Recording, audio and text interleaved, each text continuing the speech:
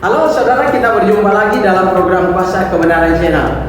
Saudara, saat ini kita akan membahas pertanyaan minggu lalu yang ditanyakan kepada kita, yaitu mengapa Yesus penyelamat seluruh bangsa-bangsa dalam dunia ini. Nah, ini yang akan kita bahas. Kenapa? Kausal primanya apa? Penyebab dan akibatnya apa? Ya. Nah, sebelum kita akan menjawab atau kita menjawab, saudara, kita akan mendengar penjelasan Alkitab. Sebelumnya mari kita berdoa. Bapa kami di surga, terpujilah Engkau Bapa di tempatmu yang maha kudus. Engkau layak dipuji, ditinggikan, dimuliakan, diagungkan. Pada saat ini dalam pekerjaanmu Bapa, kami akan mau memberitakan kebenaranmu. Biarlah kami sebagai pendengar melihat nikah menjadi berkat rohani dan menguatkan iman kami kepadamu, dan biarlah kebenaran itu yang akan membawa kami menuju surga yang kekal ketika kami mentaatinya. Pimpin acara ini Bapak dari awal hingga akhirnya dengan tidak kurang apapun. Dalam nama Yesus kami bawa doa itu kepadamu. Amin.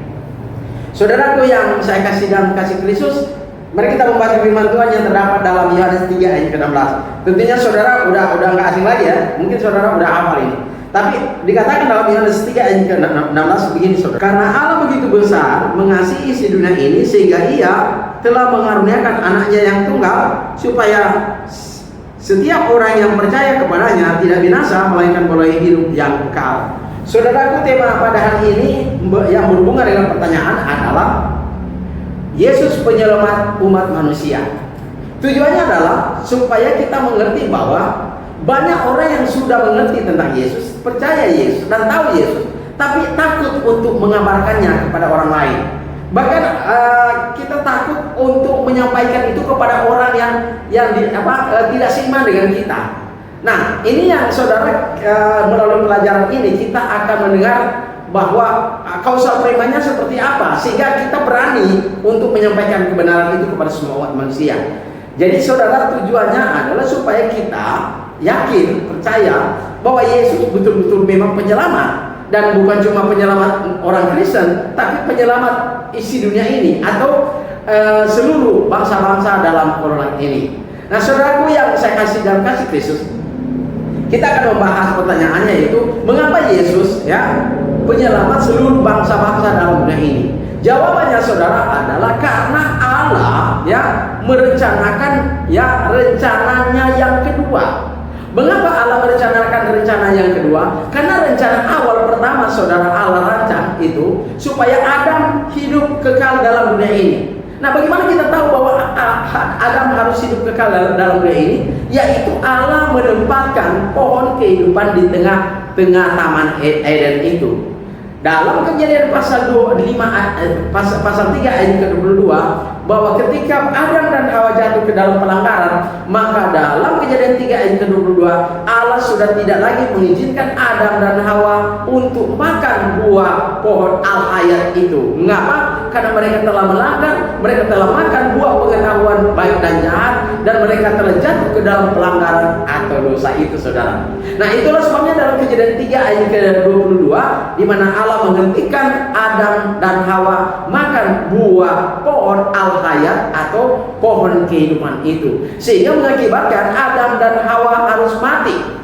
Nah, ketika Adam dan Hawa jatuh ke dalam pelanggaran, siapa yang akan meneruskan rencana Allah itu? Maka Allah menyusun rencananya yang kekal kedua, yaitu apa? Dalam Kejadian 3 ayat ke-15 Allah berbicara kepada penyebab kejatuhan Adam dan Hawa, yaitu setan atau iblis, yang dalam bahasa Yunaninya adalah drakonta, yaitu ular tua, yaitu naga. Maka dia katakan, benih perempuan ini akan meremukkan kepalamu. Kepala siapa? Kepala setan itu saudara. Pertanyaannya adalah, siapakah benih perempuan itu? Yaitu Yesus dan Maria. Maria harus mengandung Yesus tanpa disetubuhi oleh laki-laki, dan itulah disebut dengan Yesus atau penyelamat itu. Nah, itu dijelaskan dalam Yesaya 7 ayat ke-14, di mana perawan perempuan itu anak darah itu akan mengandung dan melahirkan seorang anak laki-laki, dan dinamainya dia Immanuel, yang artinya Allah beserta kita. Dan apa yang terjadi saudara dalam Matius pasal 1 ayat ke-18, di mana Maria mengandung dengan Roh Kudus. tanpa disetubuhi oleh Yusuf. Nah, inilah saudara, Yesus harus datang ke dalam dunia ini untuk apa? Yaitu untuk membawa anugerah dan kebenaran. Itu Yohanes 1 ayat ke-17. Nah, Yesus membawa anugerah dan kebenaran dalam dunia ini. Itulah sebabnya Yesus harus menjadi firman harus menjadi manusia, yaitu Yesus dalam Yohanes 1 ayat ke-14. Firman menjadi manusia yang dalam bahasa Yunani-nya adalah logosar, saudara, yaitu firman menjadi daging, firman menjadi tubuh. Siapakah dia? Yaitu Yesus itu sendiri. Dan banyak manusia tidak mengerti itu. Mengapa? Karena kita tidak menjelaskan kepada mereka mengapa Yesus itu adalah penyelamat, dan mengapa firman itu adalah Yesus, adalah Allah itu sendiri. Kita tidak menjelaskan ke orang. Ini sangat penting, saudara, kita harus tahu. Nah, apa yang terjadi, saudara? Kenapa Yesus itu penyelamat seluruh bangsa-bangsa dalam dunia ini? Karena Allah merancang rencananya yang kedua, yaitu rencana keselamatan umat manusia kedua, yaitu karena rencana awal Allah, yaitu Adam hidup dalam dunia ini, karena dia gagal, maka Allah menerbitkan manusia yang kedua, yaitu Allah yang menjadi manusia, Yesus, yang kemudian dijelaskan Paulus dalam 1 Korintus 15 ayat ke-47, firman manusia yang kedua adalah dari surga, yaitu Yesus, dan itulah Yesus harus datang ke dalam dunia ini karena kasih Allah kepada kita, kepada seluruh umat manusia dalam Yohanes 3 ayat ke-16. Itulah sebabnya Yesus harus datang ke dalam dunia ini dengan tujuan, saudara, supaya menyelamatkan umat manusia.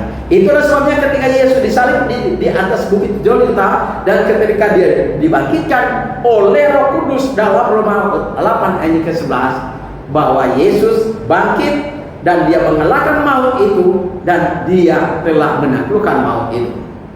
Apa yang terjadi sebelum Yesus naik ke surga? Dalam Matius 28 ayat ke-19, Yesus mengatakan kepada para rasul, pergilah ke seluruh dunia, ke sekalian alam, jadikan semua bangsa muridku, dan baptis mereka dalam nama Bapa, Anak, dan Roh Kudus. Ayat ke-20 dari Matius 28, dan ajar mereka menurut segala sesuatu yang aku pesankan kepadamu, maka ketahuilah olehmu, aku ini beserta dengan kamu senantiasa hingga kepada kesudahan alam. Kemudian, saudara, dalam Markus 16 ayat ke-15, Yesus pesankan sebelum dia naik ke surga, pergilah ke seluruh dunia, beritakanlah Injil itu.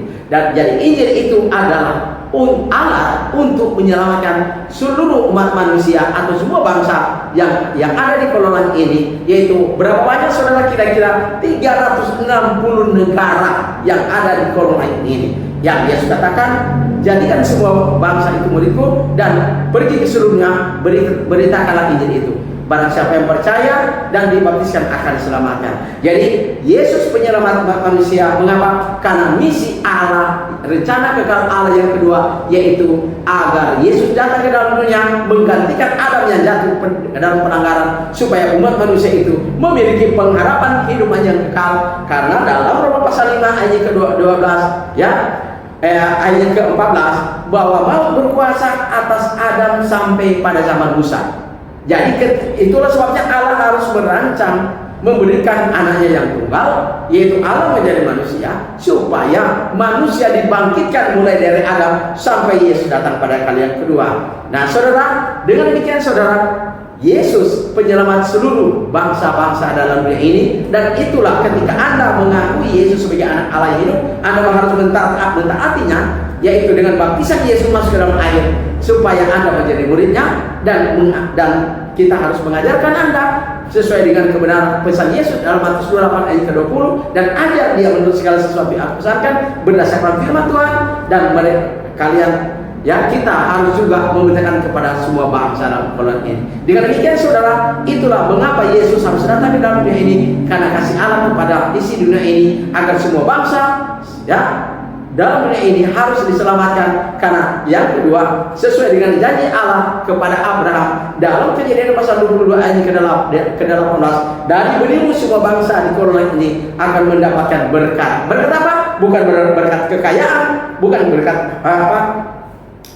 keuangan, tapi berkat kehidupan yang kekal. Itulah sebabnya semua manusia harus mewarisi, harus mendapatkan hidup kekal dan mewarisi kehidupan yang kekal sesuai nubuatan dan kegenapan janji Allah kepada Abraham dalam Kejadian 22 ayat ke-18. Semua bangsa menerima janji, yaitu hidup yang kekal itu. Semoga dengan pelajaran ini saudara, kita tahu bahwa Yesus penyelamat seluruh bangsa dalam dunia ini dengan tujuan itulah rencana kekal Allah yang kedua digenapi melalui Yesus Kristus. Terima kasih. Amin. Tuhan memberkati. Saudara, mari kita berdoa. Bapa kami di surga, terima kasih kami telah mendengarkan firman-Mu dan mengajarkan firman-Mu, dan biarlah itu firman ini Bapa kami dapat melihat dan mendengar, dan kami dapat mentaati dengan sungguh-sungguh dalam kehidupan kami, agar firman-Mu itu dapat menyelamatkan kami dan membawa kami sampai ke surga. Karena Yesus berkorban, Engkau yang menjadi manusia, yaitu supaya kami manusia dapat diselamatkan. Terima kasih Bapa. Inilah doa dan permohonan kami. Ampuni salah dan dosa kami. Dalam nama Yesus kami bawa doa itu kepadamu. Amin. Saudara, apabila saudara memiliki pertanyaan, hubungi nomor saya di 0853 40 42 9873. Tuhan memberkati.